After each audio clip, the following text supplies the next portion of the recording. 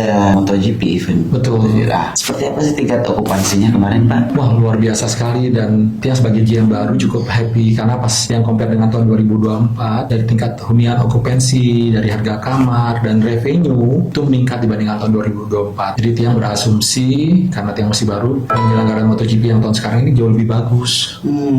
Dan Tiang berharap tahun ke depan jauh lebih bagus lagi. Memang pada saat MotoGP tersebut pick up kamar kami memang very last minute ya. Jadi kami di seminggu sebelum kegiatan MotoGP tanggal 3, 4, 5 tersebut masih tersedia kamar, tapi pas 2 hari menjelang MotoGP kamar kami baru terjual habis. Cukup bagus karena hasil akhirnya tetap kita maksimal okupansinya dan maksimal revenue-nya. Kira-kira ada nggak program ataupun event-event selama MotoGP berlangsung itu yang diadakan sehingga itu menjadi salah satu indikator untuk menarik perhatian pengunjung? Terus terang MotoGP ini adalah magnet buat orang-orang pecinta MotoGP. Berarti magnet besar ya? Magnet besar banget. Dan saya pernah baca bahwa Pak Gubernur juga sekarang fokus bukannya MICE yang pakai C convention, tapi beliau ke MICE-nya pakai S, sport event. Sport event. Jadi saya bilang, wah ini juga salah satu terobosan dari kepala daerah kita yang luar biasa menjadikan NTB ini fokus di MICE-nya yang pakai sport event. Saya pikir wow ini luar biasa banget, dan memang nggak ada di daerah lain kan. Artinya nggak harus hotel membuat program atau event, sudah ada itu jadi magnet. Jadi besar. magnet besar.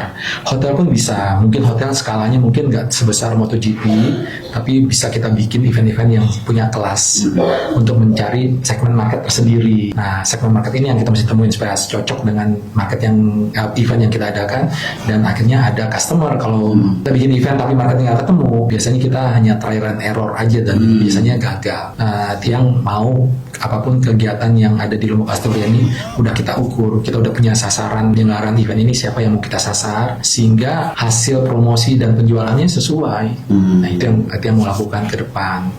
Nah, dengan tim yang ada sekarang saya pikir cukup mumpuni sekali karena mereka udah berpengalaman, cukup lama mereka berkiprah di dunia hotel dan pindah-pindah tempat pula, jadi memperkaya Lombok Astoria ini untuk punya resource yang cukup mumpuni untuk menghandle event-event.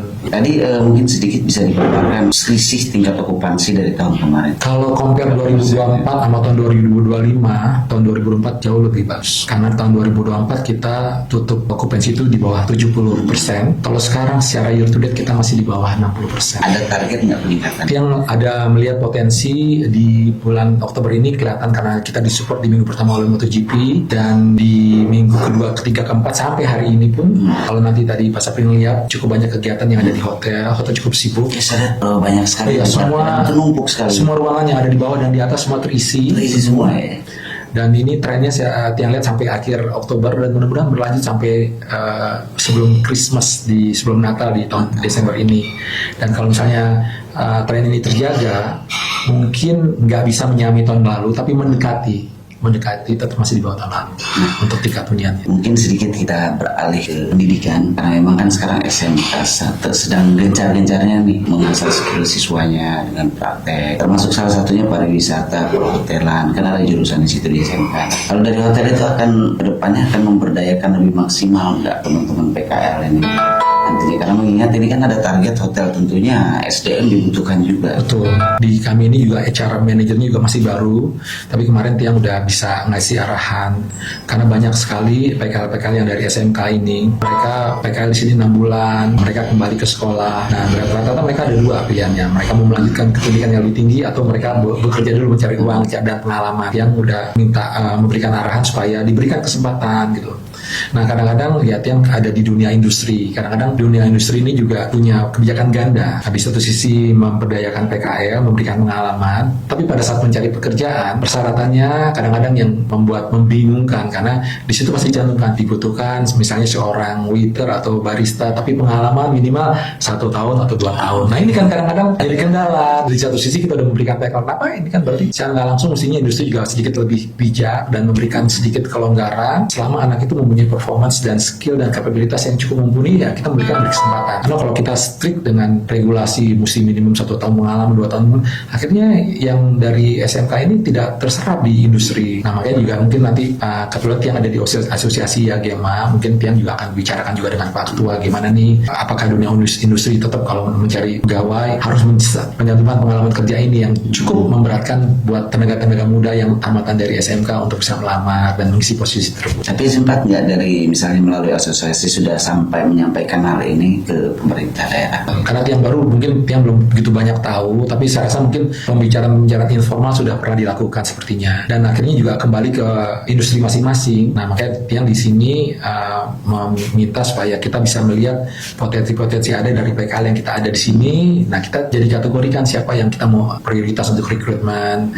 Supaya apa? Jenjang karir di NTB ini tersedia gitu. Jadi kita bisa memberikan kelangsungan pekerjaan kepada tamatan-tamatan SMK kita gitu. Jadi mereka bukan merasa udah bekerja di sini udah mengalami pengalaman, tapi karena tuntutan persyaratan 1 tahun 2 tahun pengalaman itu akhirnya memberatkan mereka untuk bisa bersaing mendapatkan pekerjaan. Ini juga mungkin terjadi juga di beberapa daerah. Contohnya tetangga kita di Bali juga sama itu banyak juga homestay, kos-kosan atau rumah yang difungsikan sebagai tempat tinggal, penginapan. Ini juga merupakan sebenarnya adalah yang secara tidak langsung akan menggerus market yang sebenarnya resmi. Nah, yang paling yang membedakan adalah kalau kita kan industri ini pasti kita mesti bayar pajak. Untuk menopang pembangunan daerah kita mesti bayar pajak. Nah, apakah yang kos-kosan ini homestay juga melakukan hal yang sama? Karena kalau misalnya dia melakukan yang sama, mungkin kebijakannya nanti keputusannya ada di pemerintah daerah. Tapi ya secara nggak langsung itu akan menggerus market yang resmi lah. Pajaknya berapa sekarang kalau untuk perhotelan? Kan kita diberikan pajak kan 21%, jadi 10% kembali ke karyawan, 11% kita kembalikan ke pemerintah daerah.